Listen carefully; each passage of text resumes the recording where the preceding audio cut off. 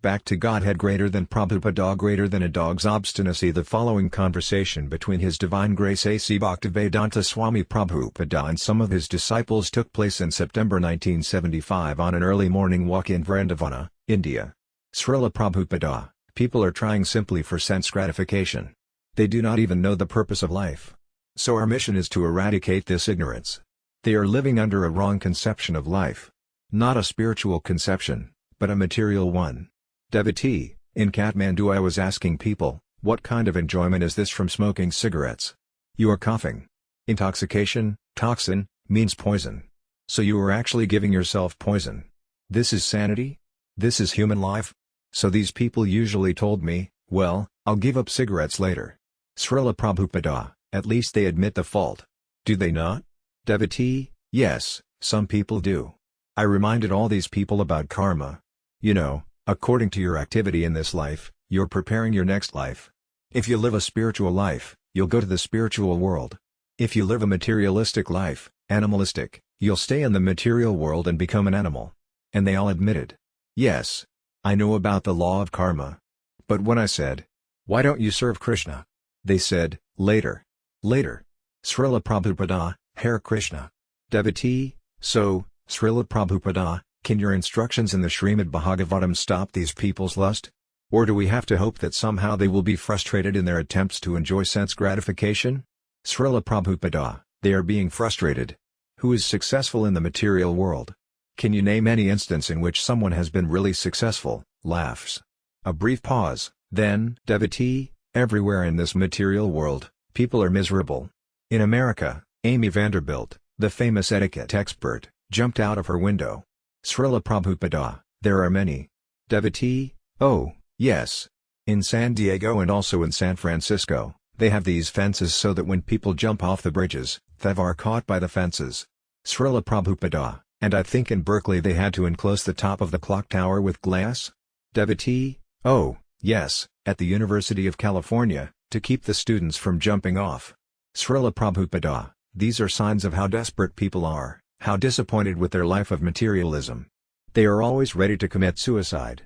Some 30 years ago, a man was sitting near me in a railway car, and all of a sudden, he jumped through the window. All of a sudden. He had been sitting nicely. What he was thinking I do not know. But he took the opportunity of the open window and jumped. I saw it. Devotee, a kind of insanity overpowered him. Srila Prabhupada, insanity. Everyone is overpowered by insanity. Everyone who is trying to be happy in this material world, everyone is overpowered by insanity. They do not know the only solution is, as Krishna says, Sarvadharman Parityajyam ekam saranam vraya, just surrender to me. BG 18.66, but that they'll not do anything but surrender to Krishna. Devotee, I was telling these Indian people that in America the big thing is they want to raise the standard of living, but even those people who have raised the standard of living, they are also killing themselves. But many times these Indian people don't want to listen. Our goal is economic development, they say.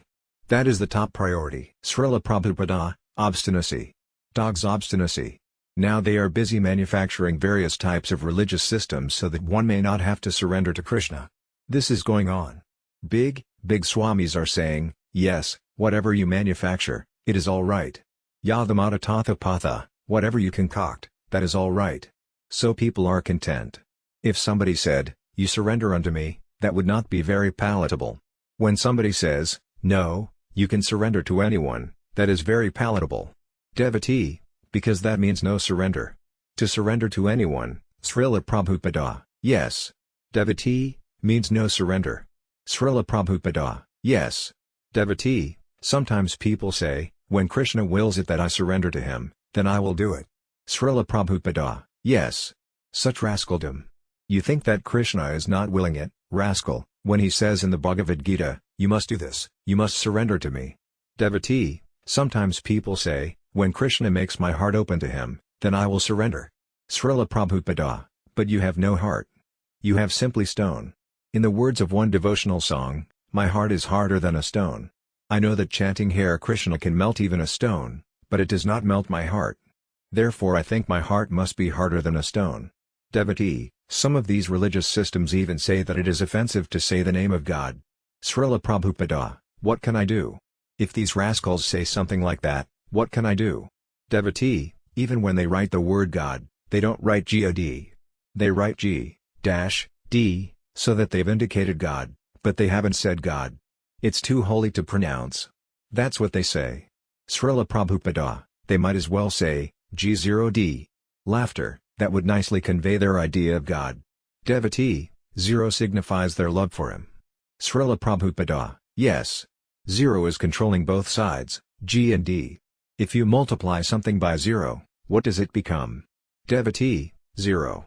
Srila Prabhupada, that's all. This kind of thinking is sunyavadi, voidist. It is successful suicide. But we know life is not void, because God is not 0.